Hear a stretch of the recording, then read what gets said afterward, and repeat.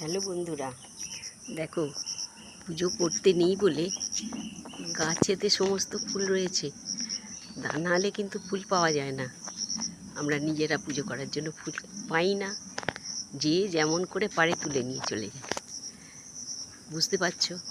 দেখো এখন গাছে কত ফুল, দেখতেও কত ভালো লাগছে। এখন তো পুজো করতে নেই, সেই জন্য গাছে ফুল ভর্তি হয়ে আছে। দেখো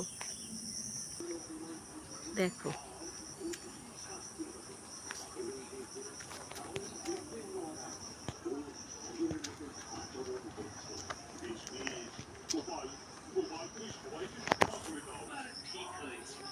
দেখতে পাচ্ছ সব গাছে কি সুন্দর ফুল ফুটে আছে।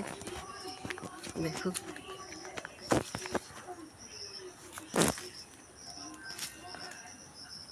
কত ভালো লাগছে বলো তো।